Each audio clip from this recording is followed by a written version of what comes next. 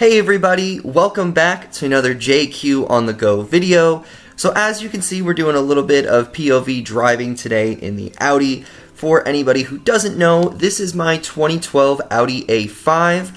This is the 2-liter turbo, and I bought this car back in July of 2020, and since then I have put over 10,000 miles on this car. So today I'm just going to talk about what I think about the car, the good and the bad, and how it's been holding up over these 10,000 miles. As of recording this video, I am averaging right around 1,500 miles a month on this car. I travel a lot between Georgia, where I live, and where I go to school in Florida. As many of you know who follow the channel, I've done a couple of rallies in this car. I've done about 2 already. So I definitely love driving it. And speaking of the driving, I have to say, while doing all of this highway mileage, the MPG has been great. So on the window sticker, the car is stated at getting 21 city and 29 highway. More or less in the city with how I drive, I'm probably getting right around like maybe 18 to 19-ish, but on the highway, I've been doing great. I've been getting up to 31 miles per gallon, so that's around 470 miles on one tank. So for me, that is great. I have been 100% happy and enjoying this lifestyle of actually having a car which is fuel efficient, because some of my other automobiles which I have owned have not been. Actually at the gas station now. So not really sure why the lady was walking around the gas pump like that. Maybe she's trying to stay warm. It was a little bit chilly while I was filming this in Georgia. And as you can see, I am putting 93 octane in my Audi. So the main reason for doing this is the car is tuned by APR. So I have the Stage 1 tune on this car. And the car right now is making 266 horsepower and 322 pound-foot of torque. I've talked about it before. Definitely helps with making the car a little bit peppy and getting it out of its own way. But the car is tuned for 93, so you got to make sure you're putting 93 in the car. So now we're back in the car. You push the little button there, foot on the brake, bada bing, bada boom, and it starts right up. I'm resetting the trip here because I always like to kind of see how my fuel economy is and how many miles I'm getting on a tank. And another reason I put 93 in my car, this is a 4-cylinder turbo, and these turbocharged engines, you want to make sure you're putting higher octane in them just to make sure that kind of everything's running well. You don't want to put the cheap stuff in an expensive car like this.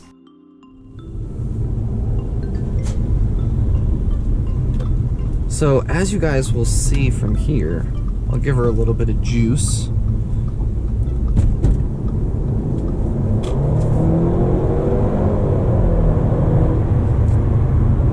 It's a pretty peppy little car for what it is. Doesn't really have much sound, as you heard. There's not much of an engine note or of an exhaust note, which is good and bad.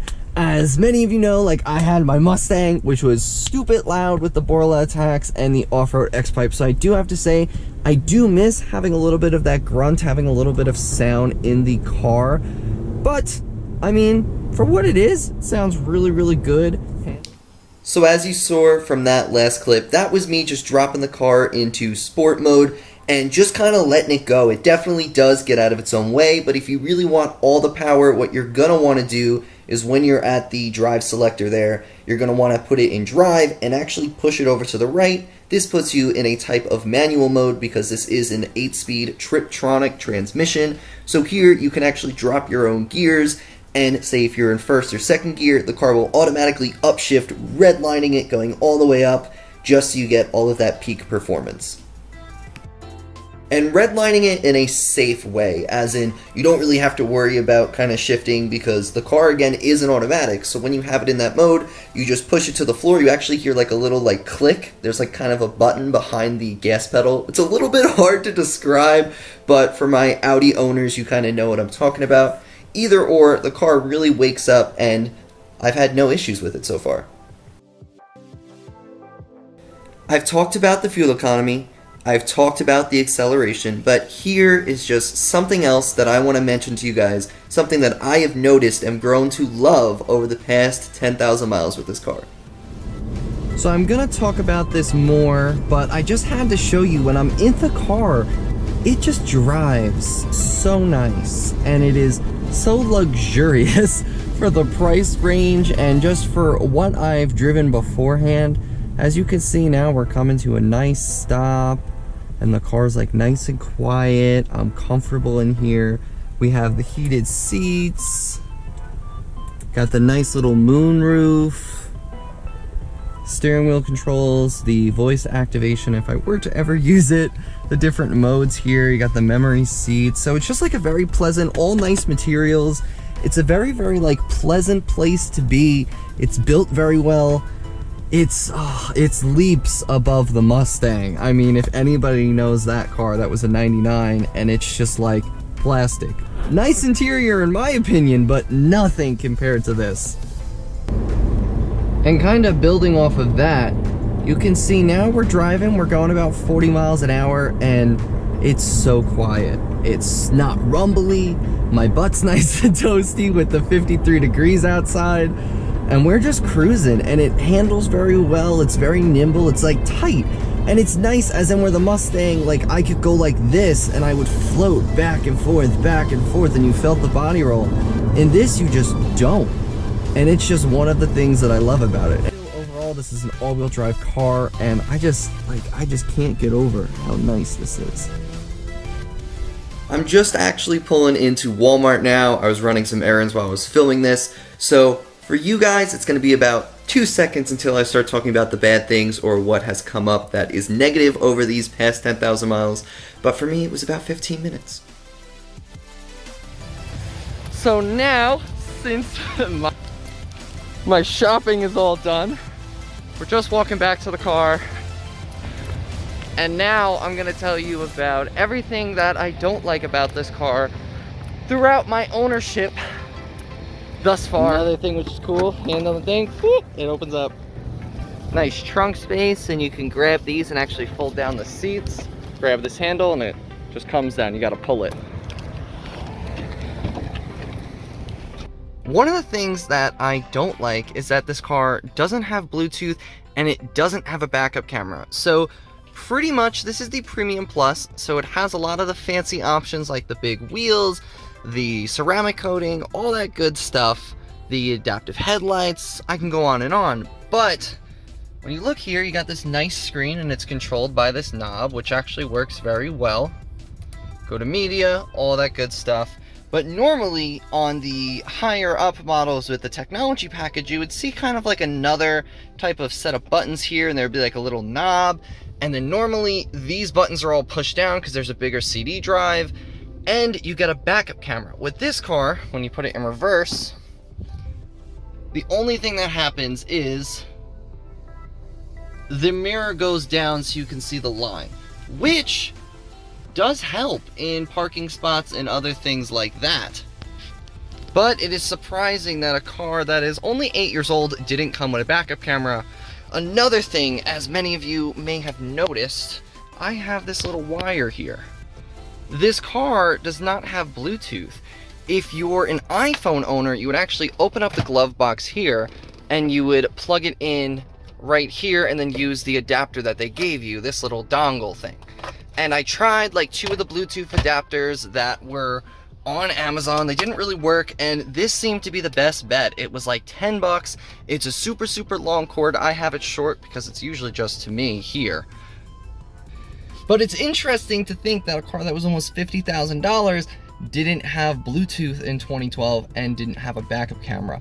But if those are the 2 main gripes with all of this technology stuff, I'll take it.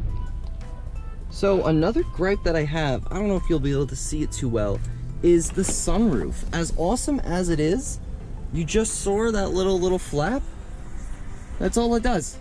It just vents. So you got this gorgeous big roof, or sunroof I should say, but you can't really use it.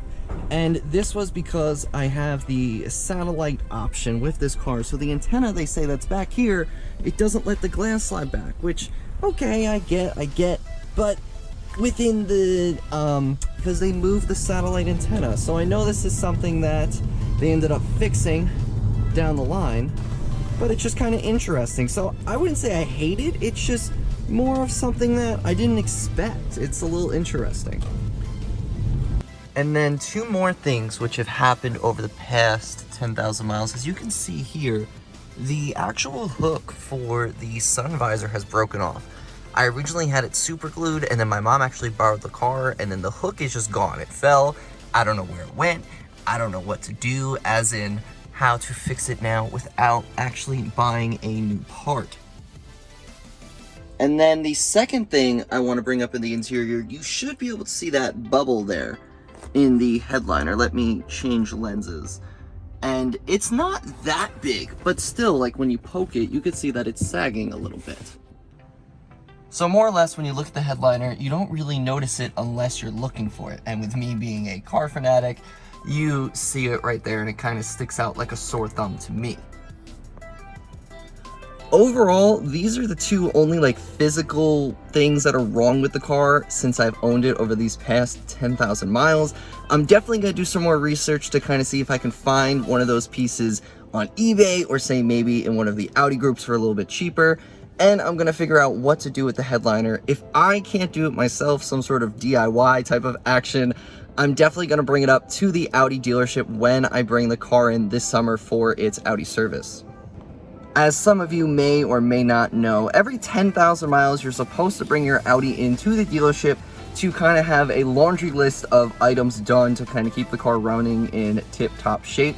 As I bought this car with a little over 69,000 miles, like I've mentioned, I had the service originally last done at 65,000 miles, and then when I hit 75,000 miles, I did an oil change, did a tire rotation, but I did not get to bring the car into Audi just due to school, and financially it wasn't viable. And actually, that reminds me of one more thing I would like to talk about. So more or less, this wasn't an issue on the car's part. It was more or less my bad, but as many of you know, I had to buy 4 brand new tires about 2.5 months ago now. So these are some Firestone rubber that I'm rocking right now on the car. I originally did have Pilot Super Sports, but while I was on a rally, I actually blew out the driver's side tire over here, then I blew out the donut, and it was like a whole big mess, and then that tire was showing threads, so more or less I had to get 4 new tires. Just something that has happened over my 10,000 miles of ownership, so just make sure to kind of budget for unexpected things like, say, tires, or say if something is to mechanically break within the car. So after showing off the inside, I just wanted to give you a quick walk around of what the car looks like now after 10,000 miles. So again, this car does have a ceramic coating. I will show you what type of ceramic coating. This was done by the previous owner, and it was done actually at an Audi dealership. So it's the Ceramic Pro 9H. I do plan on probably getting it redone this summer, depending on how the finances are. But the car cleans up really, really well. This was just a quick wash that I did. And you can see it's like glass.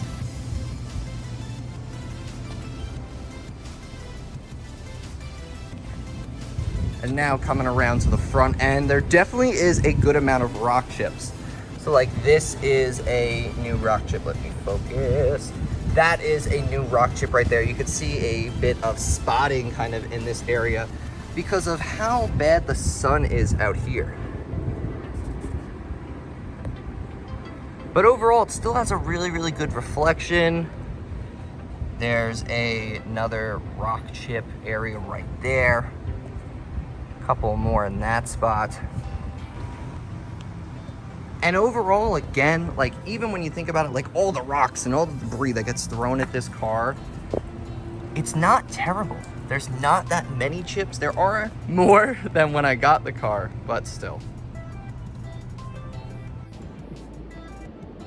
Overall, throughout this video, I really hope that I've been able to explain and talk about how this experience owning this Audi has been for me over the past 10,000 miles. After going over everything from the acceleration to the MPG to how this car handles and the overall build quality, all good things. And then going down to how the headliner is sagging a little bit and how I do have that missing clip in my sun visor, not the best. And as well, having to get 4 new tires, not great either. But overall, I haven't had any issues with oil consumption as some of these cars are known for, but the 2012s and up have different rings, but that's a whole different thing for a whole different video. If you do have any questions on this car or any of my other videos, as you guys know, make sure to comment down below. But this effectively ends today's video. So as always, thank you very much for watching, and I hope you have a wonderful day. Bye!